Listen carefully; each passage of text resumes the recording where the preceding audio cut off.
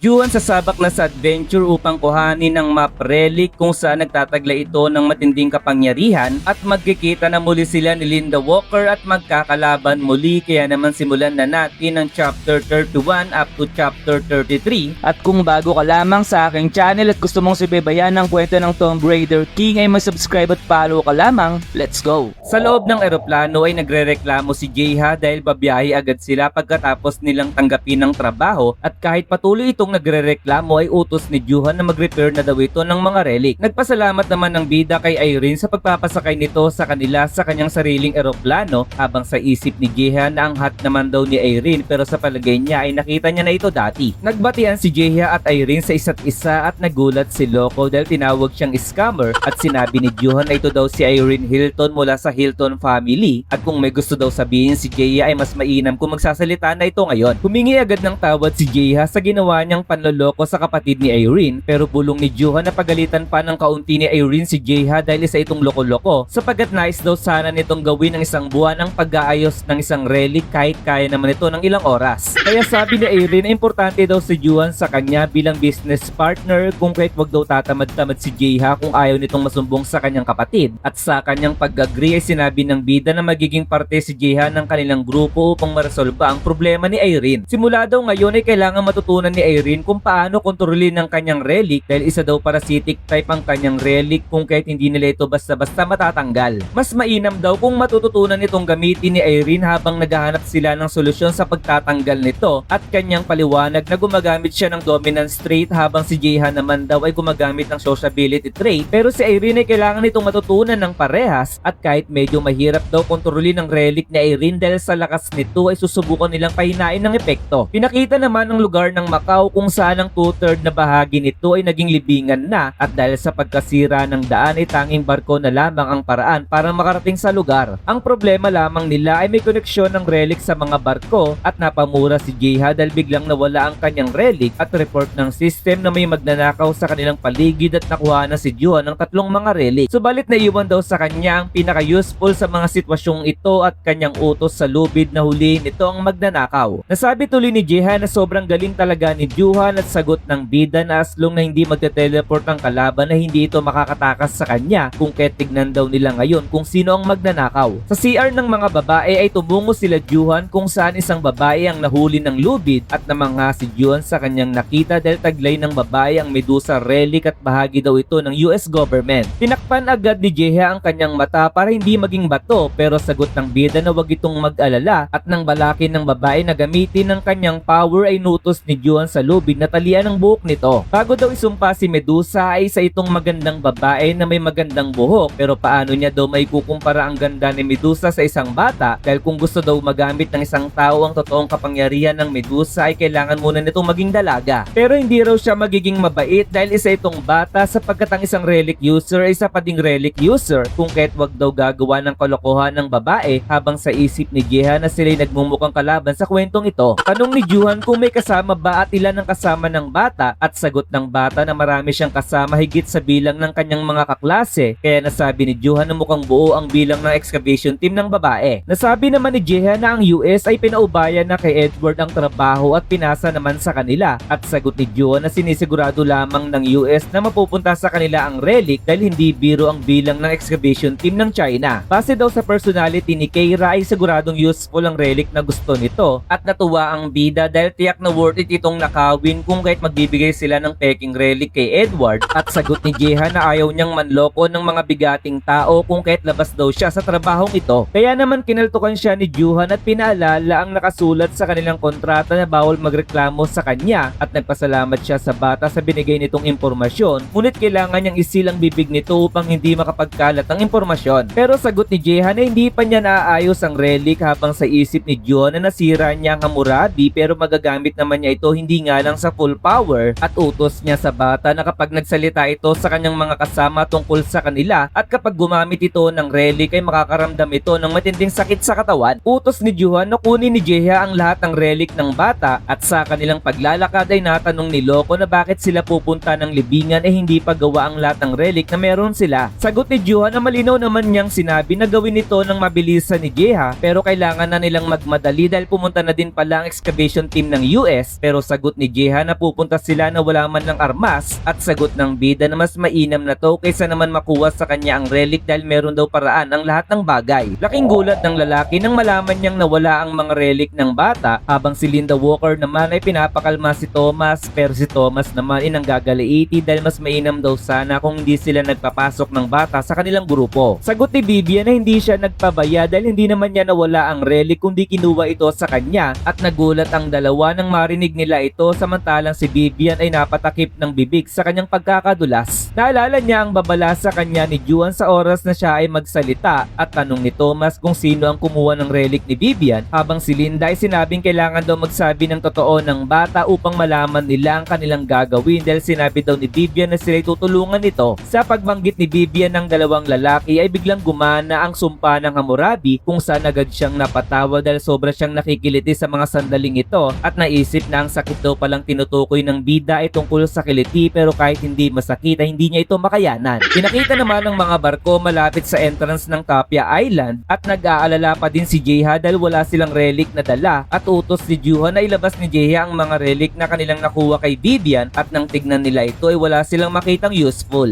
Biglang nagsalita ang relic na kanilang kukuhanin sa isla at sabing tama lamang na ganito kadami ang bilang ng mga susubok sa kanya at tinayaan niyang papasukin ng mga barko kung saan nagdilim ang kalangitan. Sinabi ng isang lalaki na meron silang emergency at tanong ni Jeha kung ano daw ang sinabi nito, at sagot ng bida na kasalukuyan silang inaatake ng mga halimaw. Unti-unting lumalapit ang mga halimaw at sa kanilang pagtalon sa mga barko ay nagbato sila ng malansang bagay at hindi nila pwedeng barilin ang mga ahas dahil ito'y sasabog. Pinapanood nila Juhan ang nangyayari sa kabilang barko at nasabing mas maliit at mas konti ang bilang ng mga ito sa kanyang inaasahan at mukhang hindi na din niya kailangan pang gumamit ng relic para sila'y kalabanin. Nagkasalpukan ng mga barko dahil sa pagkawala ng balanse at nagulat si Gia sa kanyang nakita sapagkat ang ilang tao ay tila nasaniban dahil kung sakaling makagat pala sila ng ahas ay magagawa silang makontrol ng relic. Sinabi ng relic na tama ang sinabi ng bida at ito daw ang tunay na paglalayag, kaya naman agad silang tumakbo papalayo at sa kanilang pagtatago ay sinabi ni Juhan na gagamitin niya ang isa sa kanyang mga relic. Mabuti na lamang daw na tao ang kanilang mga kalaban dahil effective sa kanila ang ballpen ni Shakespeare at kanyang sinulat na babalik sa dati ang mga nakontrol at didilaan nila ang sahig. Pagkatapos noon ay ginawa nga ito ng mga nasaniban at kailangan na lamang nilang kalabanin ng mga halimaw, at nasabi ni Juhan na feeling niya ay siya mismo ang kinakausap ng relic at sinabi ng relic na gaya ng inaasahan niya sa taong pinili ng uwak ay magaling ang pinapakita nito sapagat kumalat na raw ang balita tungkol kay Juhan sa lahat ng relics sa mundo. Tanong ni Jeha na kaya palang mag-usap-usap ng mga relics at sagot ni Juhan na mga attention seekers daw kasi ang mga relic at nais pahirapan ng mga tao, at nang marinig ito ng relic ay labis ang kanyang pagkagalit, pero wag daw mag-alala ang bida dahil matitikman daw ni Juhan ang galit ng mga relic sa kanyang kayabangan. Sagot ni Juhan na mas mainam nga sana kung mismo ang mga relic ang lalapit sa kanya at kung siya raw ang pakay ng mga relic ay mas mainam kung magsasagawa sila ng ambush. Sa pagtawag ni Juhan ng chief sa relic ay tanong nito kung ano ang alam niya tungkol sa uwak na relic at naalala na pinag-uusapan din nila Anubis ang tungkol sa uwak, pero sagot ng relic na bakit naman niya sasabihin ay hindi naman siya isang tanga. Bilang pang-aasar ay sinabi ni Juhan na akala niya ay matatalino ang mga relic pero mukhang hindi naman daw pala, at sagot ng relic na alam niya ang tungkol sa uwak dahil isa siyang matalino at sa kanyang pagkagalit ay nagpalabas ito ng malaking alon. Isa daw nire-respetong relic ang uwak dahil kaya niyang mapasa kanya ang power ng kanyang kalaban. Isa daw itong malakas na kakampi pero isang araw ay nakipagkontrata ito sa isang tao upang sila'y pagtaksilan. Hindi mabilang na mga relic ang nakain ng uwak or naging alipin ng kontraktor nito, at dahil hindi nila makayanan ang ginagawa sa kanila ay lumaban sila at nagawa nila itong maikulong sa rehas, at naisip ni Juhan na ang tinutukoy bang kulungan ng relic ay yung libingan na kanyang napuntahan bago siya mamatay. Alam niyang may kakaiba sa libingang iyon at hindi na siya nagtataka ngayon kung bakit namatay ang lahat ng kanyang kasama, at kanyang tugon sa relic na akala niya ay kayang agawin ng uwak ang powers ng iba pero paano nila ito naikulong. Patawang sagot ng relic na mahirap talaga kung kakalabanin nila ng harapan ng uwak, pero nagtagumpay silang maloko ang kontraktor nito at dahil sa pag-aabandona ng kontraktor sa uwak ay nagawa nilang maikulong ito at mapatay mismo ang taong kanilang niloko. Humanga daw si Jiwan sa napakagandang strategy na kanilang ginawa, pero sagot ng bida na wala siyang pakialam sa strategy ngunit nagkaroon siya ng mabisang impormasyon. Lagi daw siyang napapaisip kung sino ba ang uwak at worth it ba itong maging kakampi, pero pagkatapos daw niyang marinig ang kwento ay masasabi niyang isa itong mabuting relic at pagalit na sagot ng relic na kung kakampi si Juan ay magiging kalaban nito ang lahat ng relic sa mundo. Sagot ng bida na wala siyang pakialam sa bagay na yun dahil ayaw din naman niyang maging kakampi ang mga tangang relic at dahil doon ay nagpalabas ng malaking halimaw ang relic na labis kinutuwa ng bida. Sa paglabas ng second wave ay natake agad sila Juan ng mga halimaw kung saan walang tigil ang kanilang pagsalakay na wala silang pakialam sa iba at target lamang nila ang ating bida, pero kahit ganun pa man ay nagagawa niya itong hiwain sa isang tira lamang. Napatingin si Jiha sa tunog na kanyang narinig dahil ngayon ay tuluyan ng nasira ang patalim ng bida, pero si Juan ay nagmadaling tumakbo dahil wala na silang relics na pwedeng ipanglaban. Pumunta sila sa loob ng barko upang makapagtago at nasabi ni Juan na sobrang hirap tapusin ang trial dahil bukod sa sobrang laki nito ay nasa dagat pa sila kung kaya't mahirap itong hanapin. Dahil sa nagalit nila ang relic ay nagpadala ito ng maraming halimaw at naglabas ng malaking alon at ngayong wala na silang relics na panglaban ay kailangan nilang makatakas. Gagamitin daw nila ang maliit na bangka upang makaalis at sa kanilang paghahanap ng bangka ay nakita sila ng US excavation at tanong ni Thomas kay Vivian kung sila Juan daw ba ang nagnakaw ng relic nito. Nasabi ni Juan na maaaring ito ang US excavation team at habang lumalapit ang mga ito ay napangiti ang bida dahil may mga relics silang dala na useful para sa kanya. Siya na daw ang bahala sa mga ito at maghanap na lamang si Jihan ng bangka gamit ang lubid na relic at nang makalapit si Thomas sa kanya ay sinabi nitong babawiin niya ang mga relic na ninakaw ng bida. Sagot ni Juhan ay bigay daw ni Thomas ang mga relic na kanyang dala, pero sagot ni Thomas na gugulpihin niya ang bida at sa kanyang paghampas ay naisip ni Juhan na mabilis ang galaw nito kahit malaki ang kanyang katawan. Sa kanyang pagsiko ay maaaring isa daw A-rank relic ang gamit ni Thomas at sa kanyang pagsuntok ay bumaliko ang mukha nito, pero hindi nagpatinag si Thomas at binawian niya ng paghiwa ang bida. Nang magasgasan si Juan ay kanyang naisip na kahit mukhang tubo ang hawak ni Thomas ay isa itong espada sa loob na sa oras na siya ay matamaan talaga ay maaari siyang mamatay. Nilabas niya ang silver axe relic bilang sandata pero sagot ni Thomas na wala pa din namang magbabago at sa pag-iwas niya sa atake ni Thomas ay agad din siyang gumanti at inutos sa palakol na wasakin nito ang lahat ng bagay na makakasagabal sa kanyang pagyaman. Unti-unting nasisira ang damit ni Thomas kung saan tuluyan na siyang naging titan at nang mabitawan niya ang relic ay bigla itong pinulot ng bida at inutos na ipakita ng relic ang totoo niyang kaanyuan. Bigla siyang tinawag ni Jiha mula sa likod dahil nakahanap na ito ng bangka at pagalit na sabi ni Thomas na ibalik daw sa kanya ang relic at sa sumunod na eksena isang halimaw ang papasugod sa kanya. Tuwang-tuwa naman si Juan sa nangyayari at patungo na sila sa lugar kung nasaan ang relic at natanong ni Jiha kung gaano ba kalayo ang kanilang pupuntahan, pero biglang nagpakita sila Thomas bago pa siya makasagot. Ngayon ay nandito sila Vivian upang kuhanin ang nawala sa kanila at sabi ni Juhan na sumubok naman sila ng ibang paraan kung saan inutusan niya ang lubid na talian si Linda sabay hinila papalabas ng bangka upang ihagi sa tubig. Mas mainam daw kung ililigtas agad nila Thomas si Linda dahil sa dami ng halimaw na nasa tubig at habang nasa tubig ang babae ay sinabi ng isa na kung ililiko nila ang bangka ay makakatakas sila Juhan, pero sagot ni Thomas na sundin ng kanyang utos at nangako na magbabayad ang bida sa ginawa sa kanila. Pagkatapos noon ay nakarating na sila sa isla kung saan nagtatago ang relic at patawang sabi ng relic na nagawa siyang hanapin ng bida at kung gusto raw siya nitong mapaamo ay kailangan nitong mag-alay ng dasal, pero sagot ni Juan na paano kung hindi niya ito gawin at utos niya sa relic na kanyang hawak na ito na ang tamang oras para magpasikat dahil ipakita ron ito kung gaano siya katalim at sa pag-activate niya sa relic ay napa oh no ang map relic dahil hindi nagdalawang isip na siya hiwain ng bida.